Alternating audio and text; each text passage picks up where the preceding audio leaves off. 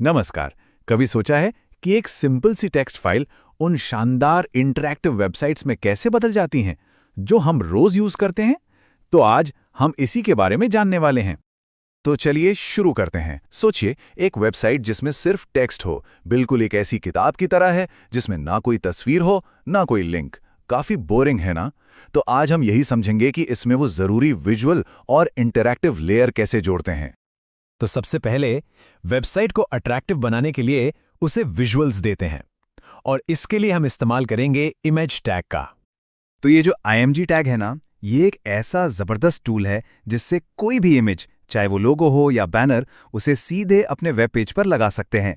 और हाँ, एक और बात, ये एक सेल्फ क्लोजिंग टैग है, मतलब इसे अलग से बंद करने की कोई जरूरत नहीं पड़ती। अब इस टैग के दो सबसे जरूरी हिस्से होते हैं। पहला है SRC यानी सोर्स, जो इमेज का एड्रेस या पाथ बताता है, और दूसरा है ऑल्ट, जो इमेज लोड ना होने पर एक ऑल्टरनेटिव टेक्स्ट दिखाता है।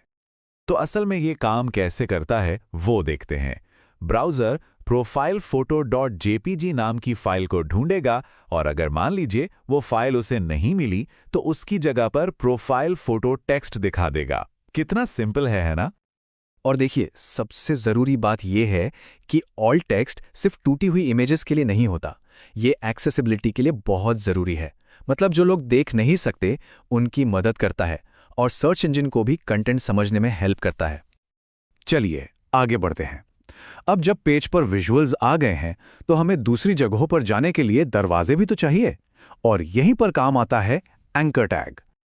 एंकर टैग, जिसे हम ए टैग भी कहते हैं, सच पूछिए तो इंटरनेट की रीढ़ की हड्डी है। यही हमें अलग अलग पेजों और वेबसाइट्स के बीच नेविगेट करने की पावर देता है। इस टैग का सबसे जरूरी हिस्सा है href, जिसका मतलब है हाइपरटेक्स्ट रेफरेंस। सीधे शब्दों में कहें तो ये लिंक की डेस्टिनेशन है कि लिंक क्लिक करने पर कहां जाना है। यहाँ एक बहुत ही कॉमन सा उदाहरण है।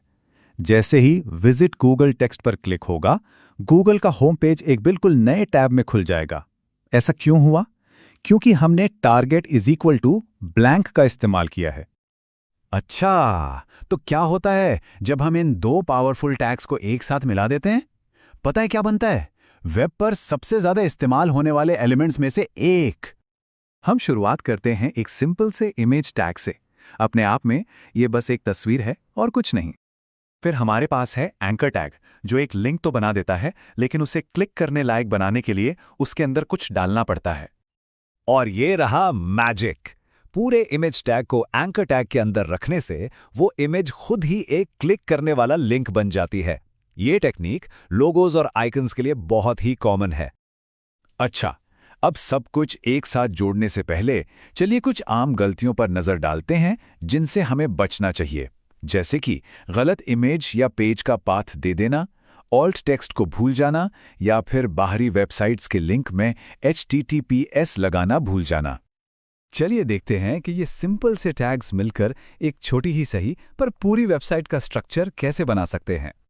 किसी भी वेब पेज की शुरुआत एक साफ सुथरी हेडिंग से होती है। इससे पेज को एक टाइटल मिल जाता है। इसके बाद थोड़ा विजुअल कंटेंट डालने के लिए एक इमेज जोड़ दी जाती है, जिससे पेज तुरंत ज़्यादा एंगेजिंग लगने लगता है। और फिर आता है एक पैराग्राफ, जो पेज पर आने वालों को थोड़ी और जानकारी या कॉन्टेक्स्ट देता है।